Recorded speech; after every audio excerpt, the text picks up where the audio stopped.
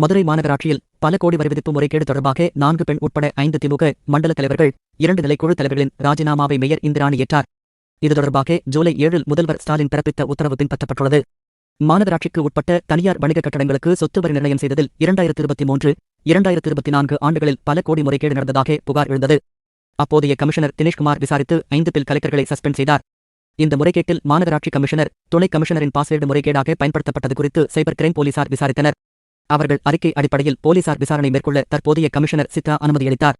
விசாரணையில் மாநகராட்சி மண்டலம் 3 அலுவலகத்தில் ஓய்வு பெற்ற உதவி கமிஷனர், மண்டலம் 3 தலைவரின் நேர்முக உதவியாளர் உட்பட 8 பேர் கைது செய்யப்பட்டனர்.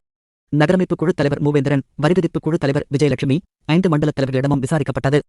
இதன் எதிரொலியாக ஜூலை 7 அமைச்சர் நேரு மதுரையில் மண்டலம் 2 தலைவர் சரவண புவனேஸ்வரி, மண்டலம் 3 தலைவர் பாண்டிச்செல்வி, மண்டலம் 4 தலைவர் முகேஷ் சர்மா, மண்டலம் 5 தலைவர் சுவிதாவிடம் விசாரணை நடத்தினார். விளக்கம்: ராஜினாமா கடிதங்களை பெற்றுக்கொண்டார். நிலைக்குழு தலைவர்கள் மூவேந்திரன், விஜயலட்சுமியிடமும் கடிதம் பெறப்பட்டது.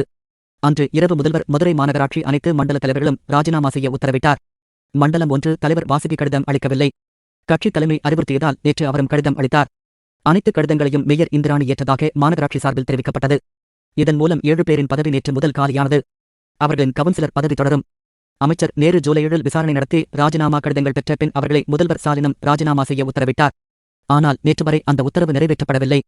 இதற்கிடையே கடிதம் அளித்த மண்டல தலைவர்கள் முக்கிய அமைச்சர்களை சந்தித்து ஒருமுறை மன்னித்து நடவடிக்கையை கைவிடும்படி முறையிட்டனர். நேற்று சென்னையில் திமுக தலைமைக் கழகத்தில் சில சீனியர் தலைவர்களை சந்தித்து 3 மண்டல தலைவர்கள் முறையிட்டனர். அவர்கள் இது முதல்வர் நடவடிக்கை, நாங்கள் இதில் ஒன்றும் செய்ய முடியாது என கைவிரித்துள்ளனர்.